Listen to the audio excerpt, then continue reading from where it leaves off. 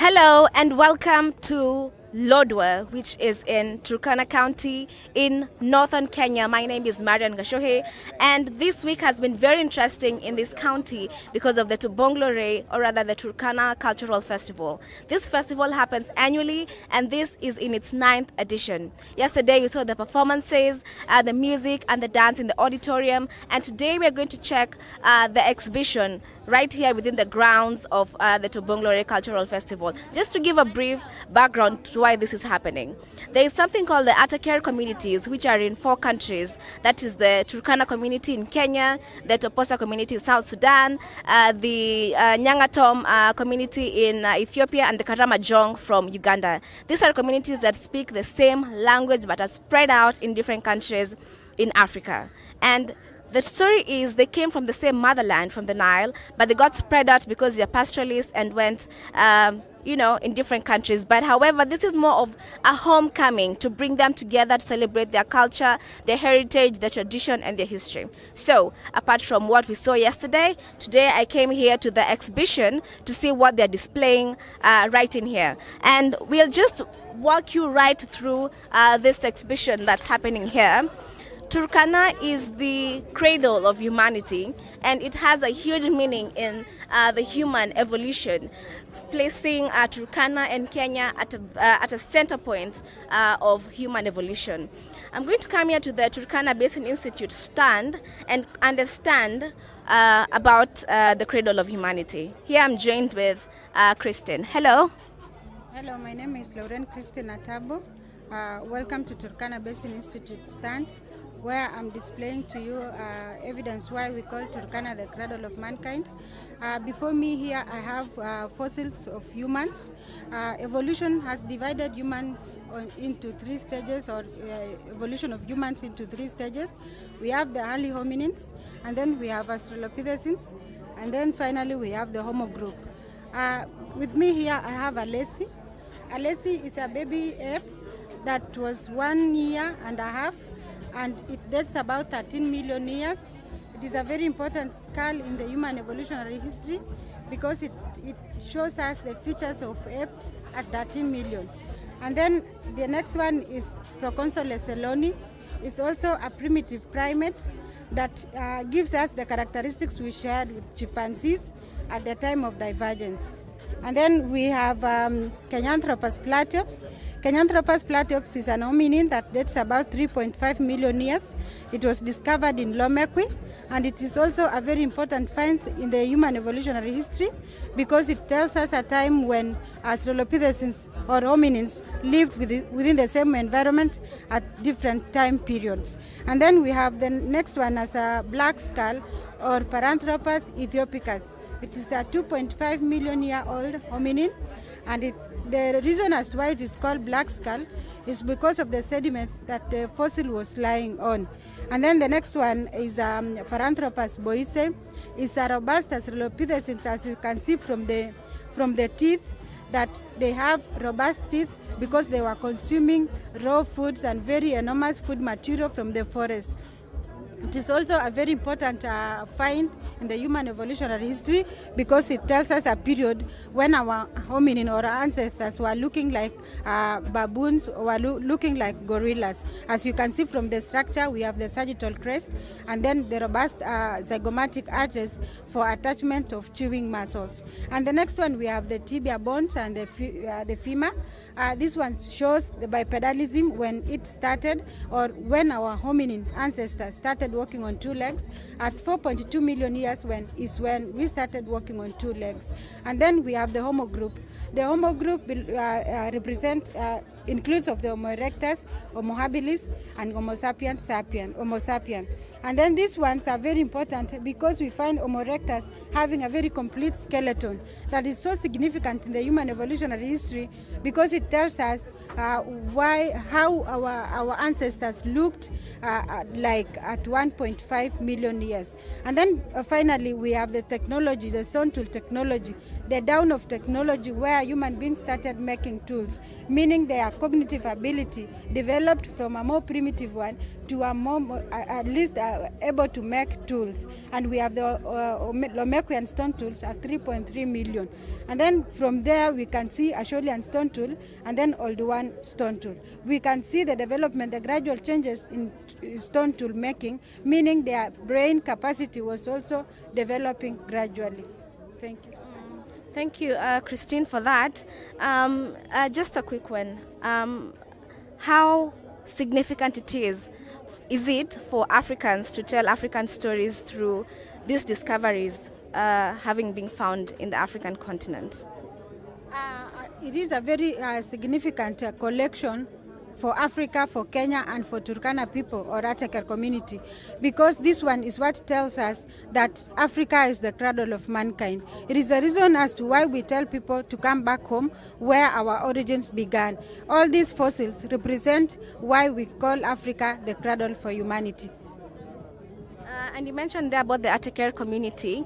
How does the Atakar community feel about them being where humanity started? They feel so proud because they host different people from different places, telling them this is where we all began. This is where all started. So we are very happy as Atakar community to welcome everyone else, telling them that this is where our ancestors originally lived. So it is a very proud session, a very proud period of Tobong'u Lore, calling everyone, every other person to come back home. So they should come back home to experience where our ancestors lived. And for everyone who's watching and they may want to come see all that the Turkana Basin Institute has to offer in history, where will they find you? Turkana Basin Institute Takwel facility is located on your way to Kerio at a village called Nakechichok. When you come from Lodwa, to the first point is Nakechichok and then Kerio. So coming to Nakechichok, we will directly find us at Takwel facility, and we will gladly show you all the collections we have at Takwel. Thank you so much, Christine, for your time and for understanding the tradition, or rather the history of where humanity came from, the cradle for humanity. Thank you so much. And now moving on to a different stand, this is where humanity started, the cradle of humanity, and it's very important to understand that before we move to other segments. Apart from that, yesterday we saw people adorned with traditional jewelry. They had necklaces, they had neck pieces, headgears, they had bracelets, and we want to understand who makes this jewelry that they wear. So right now I'm joined with a guest who's going to take us through this. Hello. Hello. Kindly tell us your name. My name is Mercy Ekaran from Turkana County, Turkana South Sub-County, Lokcher Ward. And Mercy, would you kindly explain to us what we have here?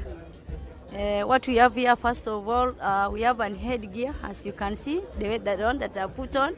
These are being put by Turkana ladies, and it shows beauty and it shows how your hair is supposed to look like. And we have done the so-called value addition. As you can see, these things that are here, it's because we want to make it more beautiful and more so that ladies will be more appealing to gents. And then again, you also have another headgear. This one is being made by ladies, prepared by ladies, and also some men who are talented.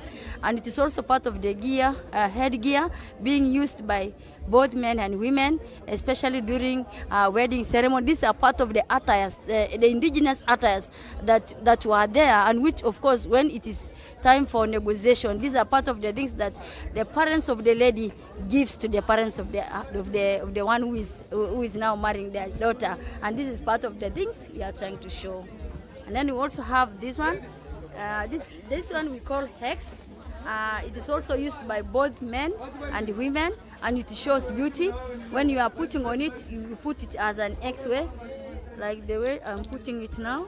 Put it like this, and then it comes like this, and then it is like this. Then you put another one like this. So these are called eggs. These are so beautiful. We make it at least to make that adornment of their cultural heritage and also existence. And as you can see, it is prepared by both ladies and women. Most of these things we prepare are using our own talents that God has given to us, and we want to preserve it in a way that we put it now into our adornment, our beads. As you can see, these are the things we value mostly because it's our passion and it explains more about our culture and our heritage. Yes. And speaking about culture and heritage, is this type of jewelry making passed down through generations, or how exactly does it connect with the Atakere community? Yeah, if you can see in the Atakere community now, if you see these two flags here, this is the Kenyan flag, this in front. The Tobong'u Lore is done in Turkana County, which is within Kenya. Now, this one is from Uganda, but for us it signifies Atakere. So if you can see this Atakere, the flag signifies the kind of the beads the Atakere community uses it. For instance, you can see these colors. It's being the Nyangatom of Ethiopia, the Sudans, the Toposa. The Toposas, they use mostly the white part, and then the people from Moroto, Kotido, they use this one. So if you can see, this is part of the Atakere. So for us, we want to pass this thing to another generation by trying at least to put on these beads. We also buy for our children. We also teach them how to make it. And then from generation to generation, we also sell to other Kenyans and other international visitors, so that this thing will be taken from one generation to another. And mostly also, personally, I do also sell these things even up to Germany. Like 2 months ago, I had an order from Germany. I sold some of these products, the belts for ladies, the headgear for women, and also this attire. This mostly it is for men. Men wear it.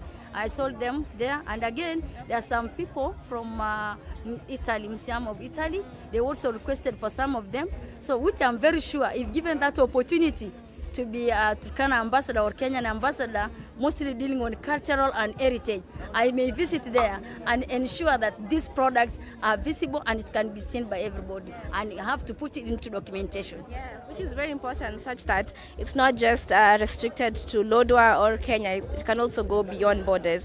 Can I speak briefly about the neck pieces that you have? They're very interesting. Are they layered, or what's the meaning of each segment of that neck piece? Okay, this segment, the way I put on it, this is the smallest one. If you can see this, I can explain here. Okay. These are 3 beads. In these 3 beads, this is the small one, goes under the neck. Then comes this one that follows, then the other one like this. So the way it increases as it goes by the segments is the more we value, the more we sell it. But for instance, if you see this product, these are 2 beads. That means this is 2,000 shillings. And this one these are 3 beads. This is 3,000. And this one, these are almost 3.5. We sell it at 5,000 because of the time that I'm using it. You know, there's time for making it. And also we are using some other products we are getting from. I mean, it's before we go forward. What do you mean by 1 is 3, 1 is 2? What does that actually mean? These are levels. When you are in the segment level, there is a small level here, inside here, then followed by another bit that can increase a bit. Another one increases a bit. So as it increases, even the prices increases. And again, if you can see the beautification of it, this one explains more about where you belong to.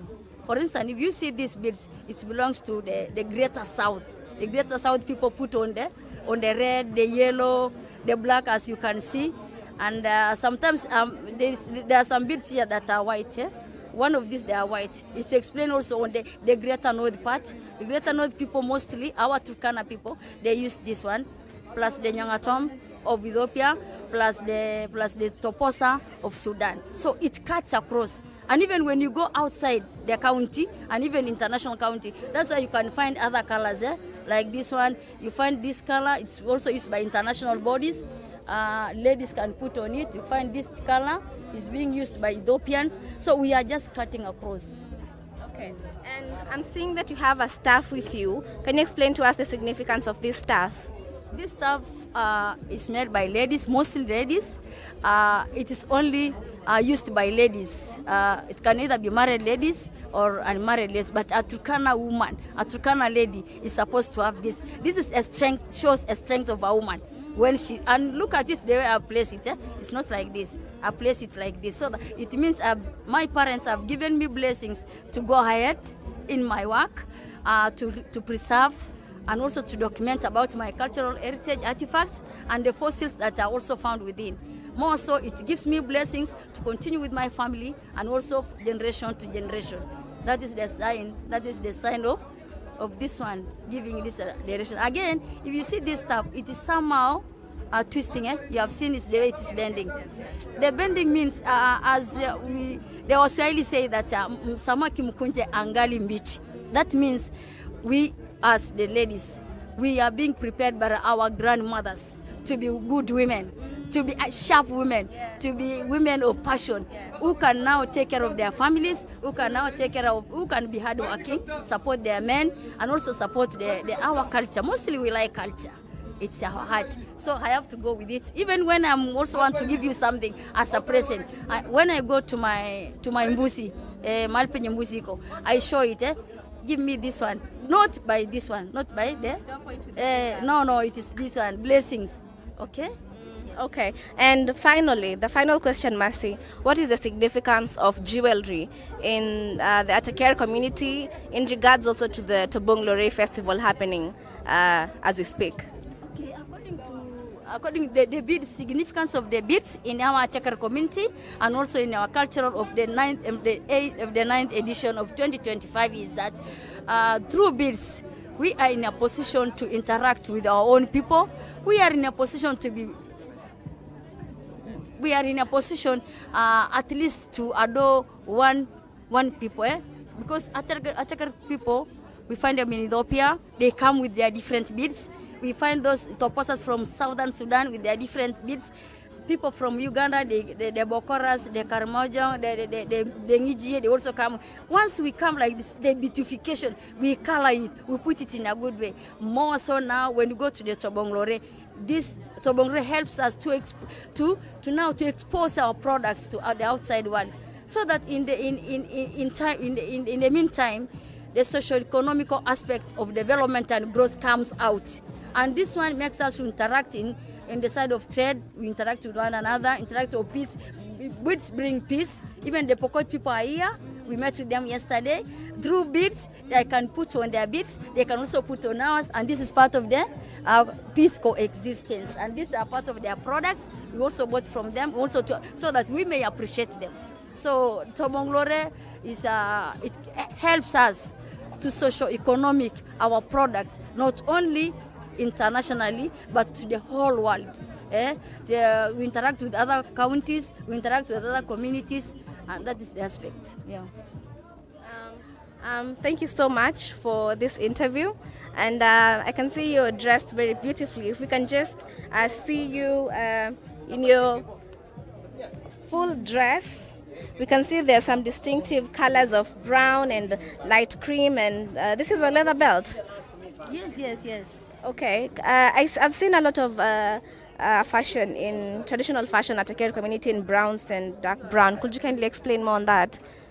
Yeah, the Atakere community, you see the brownness here, and somehow the way you see my dress, it shows we are the origin of mankind, and that is where the first fossils, the first boy was discovered. It is just a symbol of peace. It's a symbol of unity, and it's a symbol of Atakere. The way Atakere is a wooden basin. It made from woods, and a wood definitely has this color. Yes. That's the wood color. Atakere.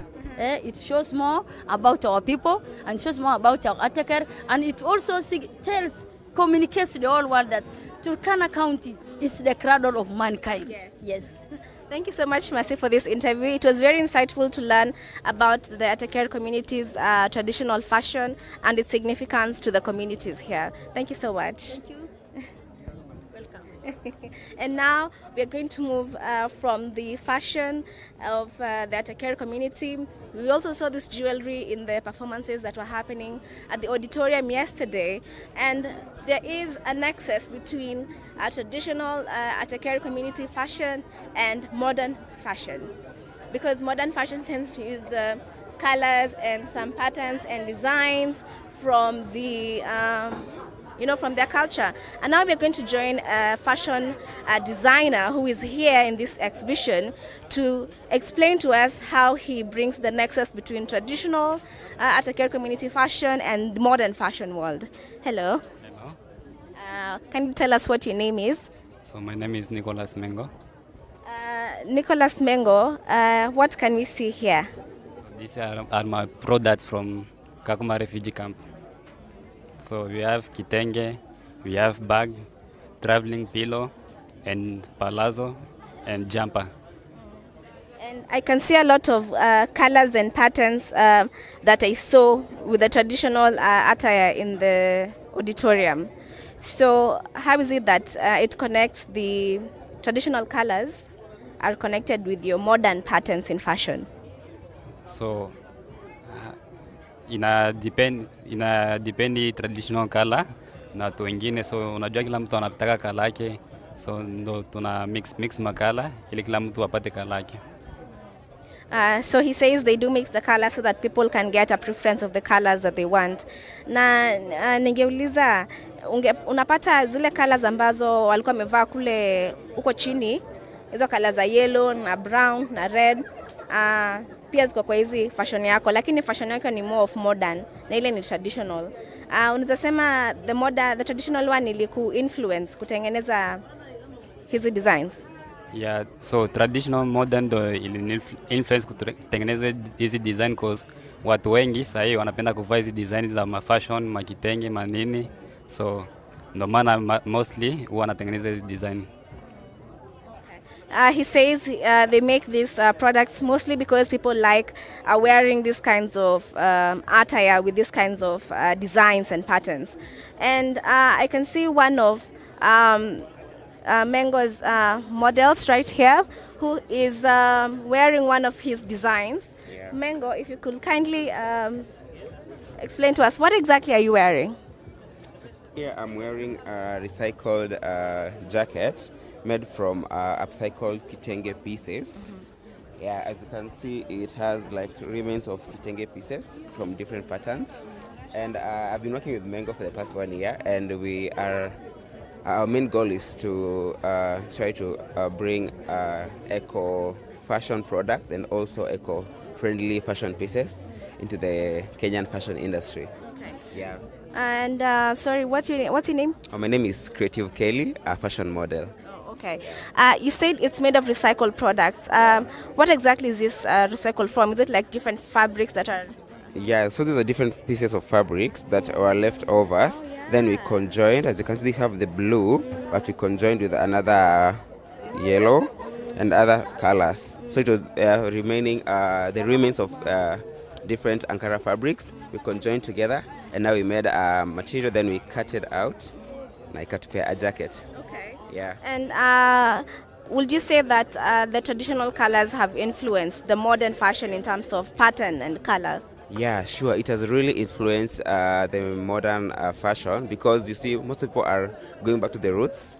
For example, they are actually going to the African print colors. They're going back to the earthy colors like brown, and also we have black. Yeah, so people are being attached to the traditional colors. Yeah. And I'm certain like many exhibitions happen all over the country or all over Lodwar or wherever, yeah. But you chose to come here during the Tobong'u Lore festival. Yeah. So what does this exactly mean to this fashion industry? So for us, what it means to this fashion industry, it means networking and coming together to get exposed and also to see like what other people are doing. Yeah, because our products are majorly from Kakuma refugee camp, and while we're here, we met people from Kitale, we met people from Lodwar here, and also we got to learn like their way of bidding. Yeah, and also they got to learn from us.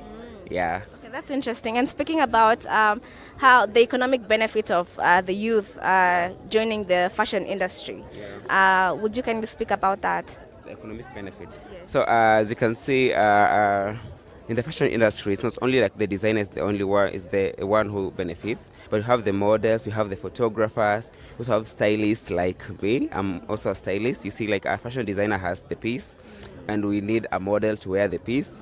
We need a photographer to take a picture of the piece that is worn by the model. So actually it has the economic empowerment, not only to the fashion designers, but actually different creatives around the fashion industry.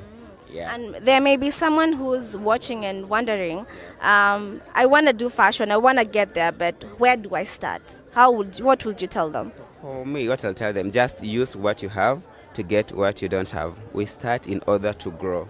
Just use the little you have to tap into new opportunities, and also you need to network more, because when you network you meet a lot of people, and you get connected to people with opportunities. Yeah. Would you kindly speak about the kind of patterns that we're seeing on this table as we look around? Okay, so the kind of patterns we have. Okay, for me, I use from my own experience, like for these patterns, it's kind of representing sky, because it has a lot of bluish and the white. So for me, this pattern is like representing something like sky. Yeah, and then we have this one. It's black but more of green and yellow. So for me, it's like kinda the African in us, and also like the vegetation. Yeah. I got it. Now I see it. Now that you say it, now I see it. That is the sky. This is the vegetation. Oh, okay, interesting. So, and this one, I think it's more cultural, of heritage. Yeah. As you can see, the patterns. Yeah. There are different patterns, and they represent different things. For example, for instance, maybe.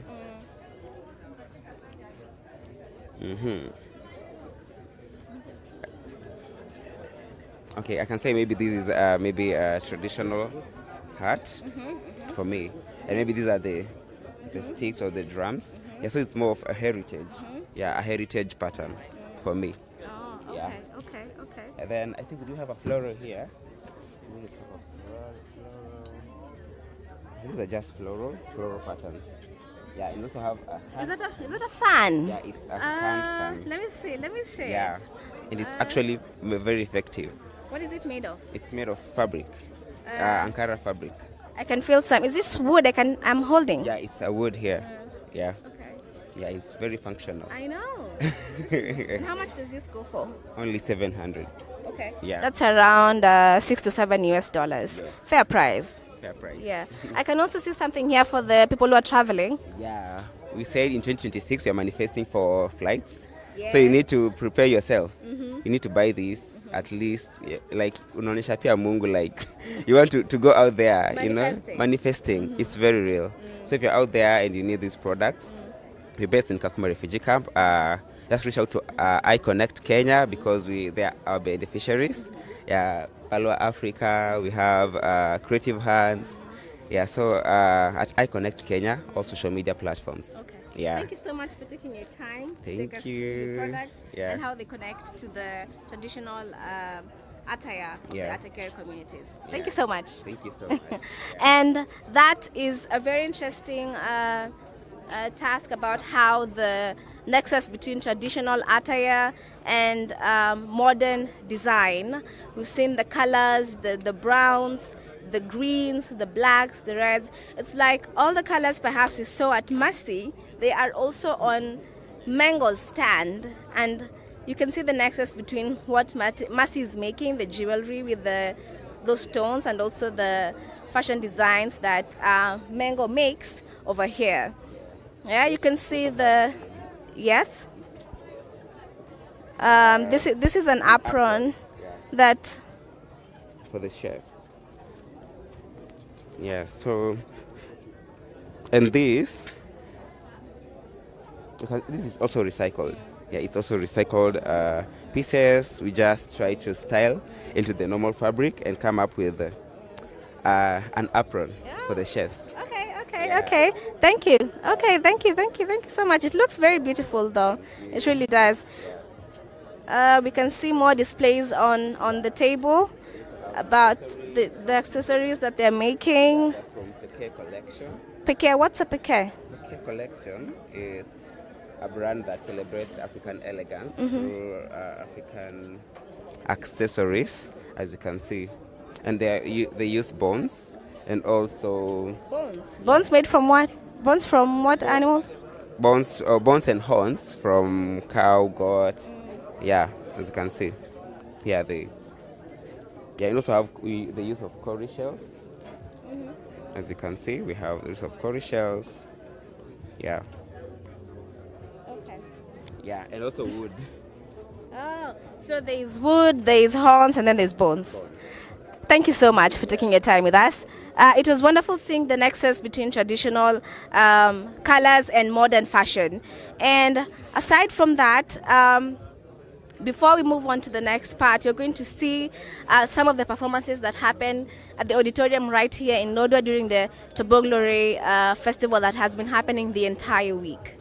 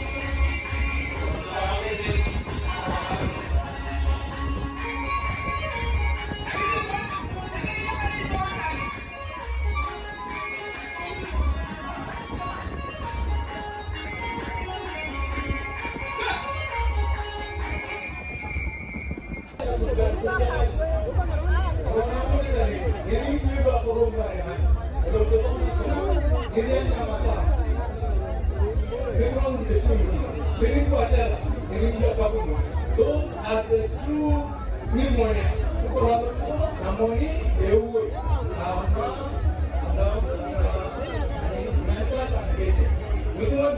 So you're supposed to travel back through Solia. It's supposed to the people are not the top, it's a marshland. It's a marshland. Inyama tom, anyarda kolom, inyama tom, anyama ba tomea. Ekisigi tamadi, inyama tom. So you make that already. We don't go. Very simple. Very simple. Very careful. Then they reach Abyssinia, and they parted ways. The river Lake Nero. Those who follow the way Nile.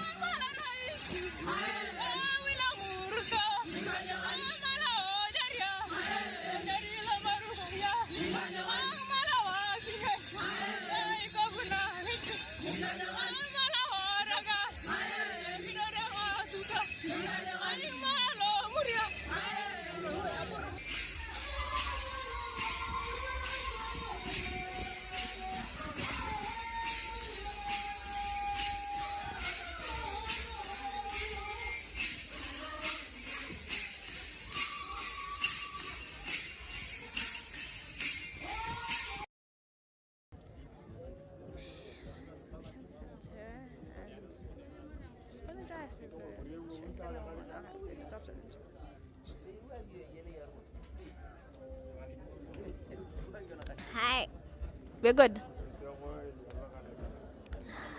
And that was a very great performance that we had yesterday at the auditorium, seeing the different kinds of performances from the different members of the Atakere communities from Kenya, Uganda, South Sudan, and Ethiopia. But also there were some members from the Burundi community, or rather Burundi country, that came to perform here. Today we have so very many different things in this exhibition. We saw what I am wearing right now. We had Masi, who explained to us all the different meanings of all the traditional Turkana attire that I'm wearing. They've given me a new name. I'm Nakeno. And also standing next to me is a very beautiful woman adorned in traditional Turkana attire. We met someone else, Christine, who explained to us about the cradle of humanity and the importance of Turkana in human evolution. And we also met a fashion designer, Mengo, and his partner, who explained to us the nexus between traditional attire and modern fashion. Well, today being the last day of the Tobong'u Lore festival happening in Turkana County, it also brings us to the very end of our live streams right here. Looking forward to come back here next year. And if you want to see the pictures that we took during the entire week, you can find on our social platforms as well. And thank you so much for watching, and drop a comment and tell us where you're watching from and what you enjoyed the most. Well, but for now, we're going to have to say goodbye. Thank you for watching. My name is Marian Gashohe. Goodbye.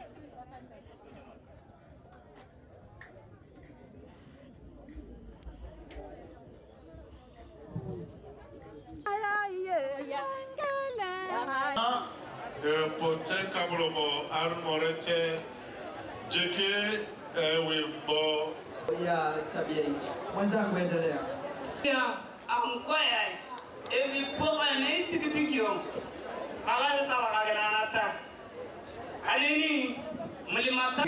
Na sisi kama jamii ya Turkana tunadhamini utamaduni wetu.